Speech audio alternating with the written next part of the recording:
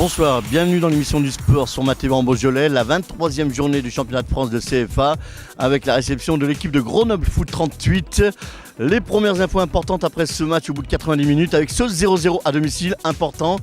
12e match sans défaite. On retrouve tout de suite l'entraîneur Landry Enzana.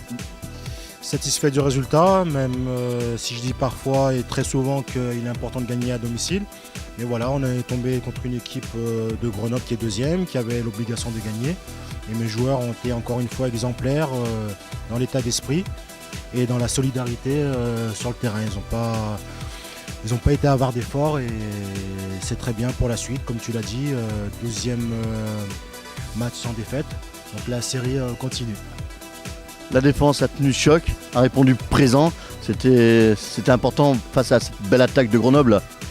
Ouais, c'est vrai qu'on a répondu présent défensivement. Après, là où je suis, on va dire, un peu pointilleux, si je dois être pointilleux, un peu déçu par rapport à la première mi-temps, c'est qu'on a manqué un peu d'ambition offensivement. Hein, on n'a pas été assez ambitieux, on avait du mal à accompagner les actions de nos attaquants. Mais sinon, sur le plan défensif, oui, c'est encore un match assez solide, hein, où on ne prend pas de but encore. Et puis il y a des joueurs qui ont fini soit limite blessés, soit avec des crampes, mais qui ont serré les dents jusqu'au bout pour obtenir ces deux points contre Grenoble. Encore quelques matchs importants pour finir ce championnat, on ne va pas dire en roue libre, mais le finir correctement. Le prochain match, donc direction Rodez, et ensuite le prochain match à domicile face à la réserve de l'Olympique lyonnais. Oui, j'avais dit que je pense qu'il nous manquait 4 points pour assurer ce maintien. Donc là, on en a pris 2. Si on va en chercher 2 à Rodez, eh ben, pourquoi pas après se montrer plus ambitieux en visant un top 5.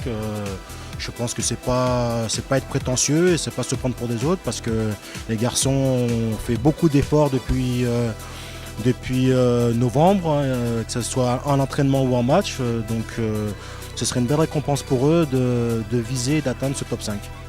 Voilà, après ces belles paroles de l'entraîneur Landry Enzana, on va retrouver le capitaine du FC Villefranche, Thomas Antoinat. Maintenant, c'est un peu plus de 500e match aux couleurs du FC Villefranche. Thomas, encore un bon match nul à domicile ce soir face au Grenoble Foot 38. Ouais, c'est vrai qu'on a eu une belle confrontation en face de nous. Voilà, on savait qu'ils devaient gagner puisque leur adversaire pour la première place avait gagné. Donc voilà, pour compléter ce que disait le coach, on a confirmé nos valeurs, on a confirmé notre état d'esprit. Il était important de ne pas prendre de but, de ne pas être mené, on va dire. On a été solide, on aurait pu marquer, être plus efficace offensivement.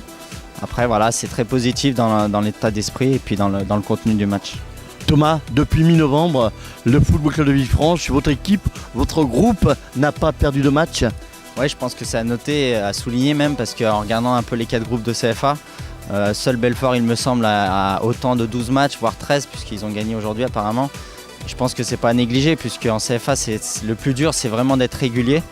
Et on le fait depuis mi-novembre et c'est super, quoi, parce que c'est très dur. Et voilà, tout le monde dit 12 matchs, 11 matchs, mais il faut vraiment l'accomplir et félicitations à tout le monde. Ouais. Thomas, on doit finir ce championnat en beauté avec des belles rencontres en perspective, notamment les rencontres à domicile avec la réserve de l'Olympique lyonnais, l'AS Monaco et ce derby qu'on attend tous en terre caladoise, Mont de Razière Foot, cela veut dire MDH Chasselet. Oui, exactement, c'est vrai que voilà, on avait 4 grosses affiches à domicile. Voilà, on va prendre match après match, on va penser déjà à Rodez. Maintenant, on espère le public nombreux contre la réserve de l'OL, un bon derby avec, on espère, quelques pros en face.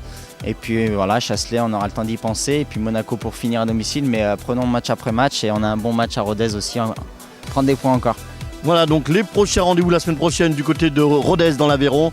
Et on se retrouvera ici même à domicile le samedi 11 avril. Notez bien, match important face à la réserve de l'Olympique lyonnais.